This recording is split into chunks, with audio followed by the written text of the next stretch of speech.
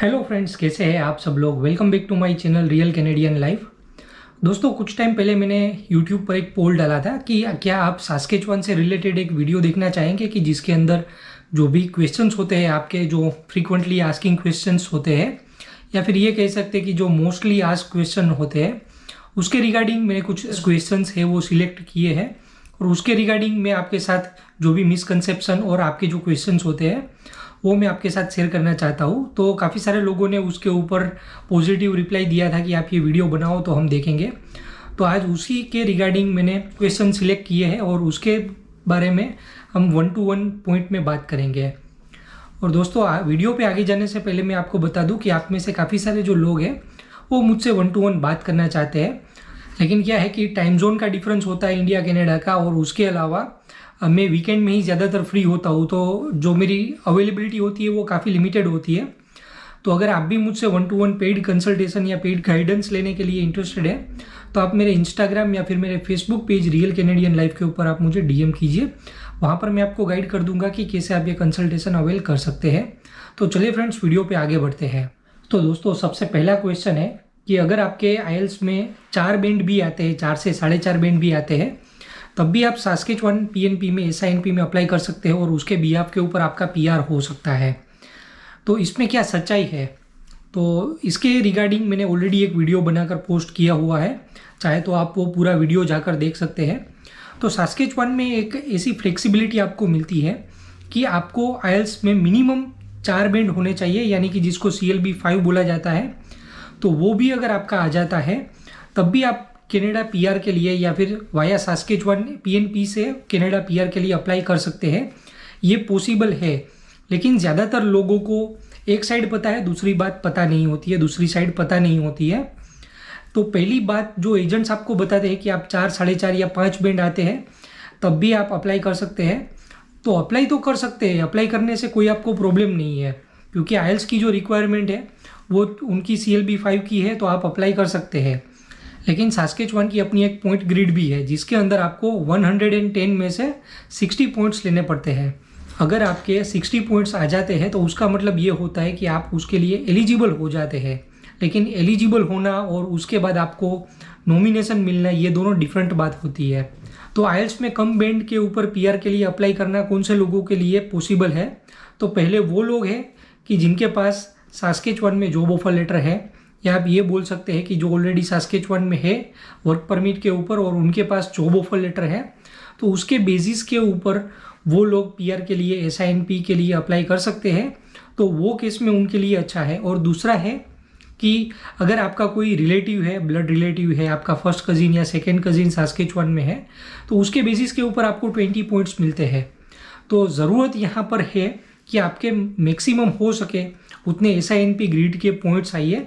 और जहाँ तक मेरा मानना है कि आपको ज़रूरत पड़ती है वो अराउंड 70 एसआईएनपी स्कोर की ज़रूरत पड़ती है।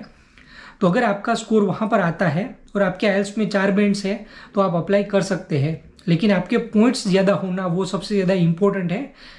आईएल्स ज़्यादा इम्पोर्टेंट नहीं है, कम बैंड है तब भी चलता है, लेकिन पॉइंट्स है वो सबसे ज़्यादा ज़रूरी बात है। दूसरा क्वेश्चन ये है कि अगर आप एक्सप्रेस एंट्री के लिए एलिजिबल नहीं होते हैं तो आप एसआईएनपी से अप्लाई कर सकते हैं और उसके बेसिस के ऊपर आपको पीआर मिल सकता है। इस क्वेश्चन के अंदर भी यही दिखाया जाता है कि आपको एक साइड बताई जाती है कि आप एक्सप्रेस एंट्री के लिए एलिजिबल नहीं है, तो फिर आप अप्लाई कीजिए एसआईएनपी के लिए। अगर आप एक्सप्रेस एंट्री में 67 पॉइंट्स नहीं कर पा रहे हैं तो आप एक्सप्रेस एंट्री में तो एलिजिबल नहीं होंगे। लेकिन क्या पॉसिबल है कि अगर आप एसआईएनपी के अंदर एलिजिबल होते हैं तो आपको नॉमिनेशन मिल जाएगा? तो ये बात सिर्फ आपको बताई जाती है कि आप एसआईएनपी में अप्लाई कर देंगे, आपके 60 या 61 पॉइंट्स आएंगे तो आप एलिजिबल हैं। फिर भी क्वेश्चंस यही आते हैं कि एलिजिबल होने का मतलब ये नहीं है कि आपको नॉमिनेशन मिल भी जाएगा। कुछ एनओसीज होती है जिसके अंदर ये जो कट ऑफ है ये 60 तक भी गया है, जो कि मिनिमम क्राइटेरिया है एलिजिबल होने का। तो कट ऑफ 60 तक भी गया है, लेकिन वो जो एनओसीज होती है वो काफ़ी ज़्यादा सिलेक्टेड होती है, लाइक हेल्थ केयर सेगमेंट हो गया, उस तरह की जो एनओसी होती है उसके अंदर ये ज़्यादा देखने में आता है। लेकिन अगर आप एक्सप्रेस एंट्री में एलिजिबल नहीं है और आपके एसआईएनपी में 61, 62 पॉइंट्स बन रहे हैं तो आपको एसआईएनपी में नॉमिनेशन आने के चांसेस है वो भी काफ़ी कम होते हैं। अब थर्ड क्वेश्चन है कि प्रूफ ऑफ फंड है वो आपको नॉमिनेशन आ जाता है SINP से, उसके बाद दिखाना है। तो ये सबसे बड़ा मिसकंसेप्शन है और इसकी वजह से मैंने ना जाने कितने सारे लोगों की एप्लीकेशंस रिजेक्ट होते हुए देखा है। आप में से काफ़ी सारे लोगों के मुझे इंस्टाग्राम पर DM आते हैं, फेसबुक के ऊपर मैसेज आते हैं, कमेंट्स आती है कि क्या हमें प्रूफ ऑफ फंड है वो पहले दिखाना चाहिए या बाद में दिखाना चाहिए। तो ज़्यादातर जो एजेंट्स आपको बताते हैं वो यही बताते हैं कि SINP में आपका नॉमिनेशन आता है, उसके बाद आपको प्रूफ ऑफ फंड दिखाना है। ये बात उनके लिए सही है क्योंकि आपको जो प्रूफ ऑफ फंड है उसके जो स्टेटमेंट्स वगैरह है वो आपका नॉमिनेशन आता है उसके बाद वो मांगते हैं, तब सबमिट करना होता है। लेकिन अगर आपका फंड है वो आपने अप्लाई किया, उससे 3 महीने पुराना नहीं है, तब भी आपकी जो फाइल है वो रिजेक्ट हो जाती है। तो दोस्तों, अगर आप SINP की ऑफिशियल वेबसाइट के ऊपर जाएंगे और वहाँ पर प्रूफ ऑफ फंड्स के बारे में देखेंगे तो आपको पता चलेगा कि वहाँ पर क्लियरली लिखा है कि आपका जो फंड है वो कम से कम 3 महीना पुराना होना चाहिए before you apply the application. तो जिस दिन आप एप्लीकेशन सबमिट करते हैं उससे 3 महीने पुराना फंड आपका होना चाहिए और वो भी उतनी अमाउंट का होना चाहिए जितनी की रिक्वायरमेंट है। क्योंकि अगर जब आप सबमिट करेंगे डॉक्यूमेंट्स आपका नॉमिनेशन आने के बाद या फिर आपको इनविटेशन आने के बाद जब आप डॉक्यूमेंट सबमिट करेंगे, लेकिन अगर आपका फंड है वो 3 महीने पुराना नहीं है, अगर आपने अभी अभी उसमें फंड डाला है या आप गिफ्ट डीड करते हैं, तो उस टाइम पर क्लियरली ये जो फाइल है वो आपकी रिजेक्ट हो जाएगी। तो प्रूफ ऑफ फंड है वो सास्केचुआन के लिए आप अप्लाई करते हैं उससे 3 महीने पुराना होना मस्ट है। और ये जो रूल है वो आज से नहीं है, जब से SINP आई है तब से है। तो अगर कोई बोलता है कि ये रूल अभी चेंज हुआ है या कुछ ऐसा है, तो आप ऑफिशियल साइट के ऊपर जाइए और पढ़िए, क्योंकि इसकी वजह से आपने इतने टाइम तक मेहनत करी है, कितने सारे डॉक्यूमेंट्स आपने इवेल्युएट करवाए हैं, उसके बाद IELTS के लिए आपने प्रिपरेशन करी, IELTS की एग्ज़ाम दी है और एजेंट्स को भी आपने काफ़ी सारे पैसे दिए हुए हैं। तो अगर ये सब करने के बाद भी अगर एजेंट की गलती की वजह से आपकी फ़ाइल रिजेक्ट होती है तो इसमें आपको भी थोड़ा देखना चाहिए, क्योंकि अगर जब आप प्रीपेड नहीं होंगे तब भी आपको वो एजेंट है वो इस तरह से फूल बना सकता है।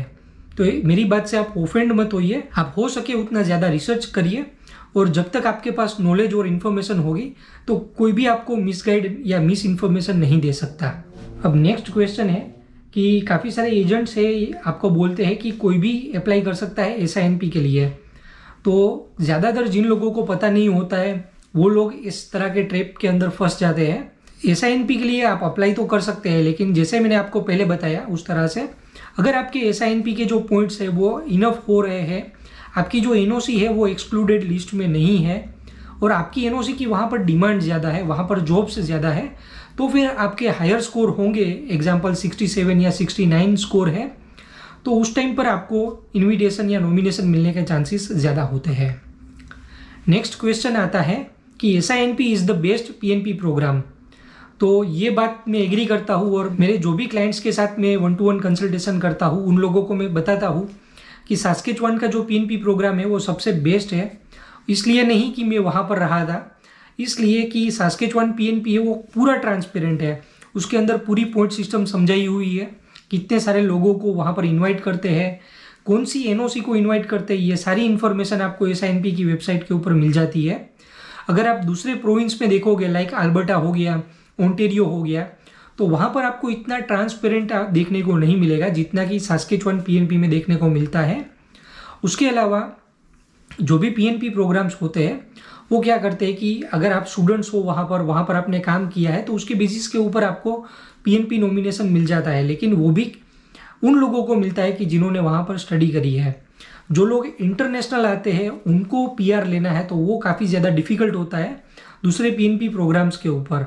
तो अगर आप SINP के ऊपर रिलाई करेंगे तो वो सबसे ज़्यादा रिलायबल PNP प्रोग्राम है और वहाँ से आपको इन्विटेशन और नॉमिनेशन आने के चांसेस है वो सबसे ज़्यादा है और आपको PR मिलने के चांसेस है वो भी सबसे ज़्यादा है। तो दोस्तों, उम्मीद करता हूँ कि इस वीडियो से आपको कुछ जानने को मिला होगा, कोई इन्फॉर्मेशन मिली है तो इस वीडियो को लाइक कर दीजिए। जो लोग कनाडा आना चाहते हैं उनके साथ ये वीडियो ज़रूर शेयर कर दीजिए और चैनल पे नहीं आया है तो चैनल को सब्सक्राइब करके बेल आइकन ज़रूर प्रेस करें। Thanks for watching the video.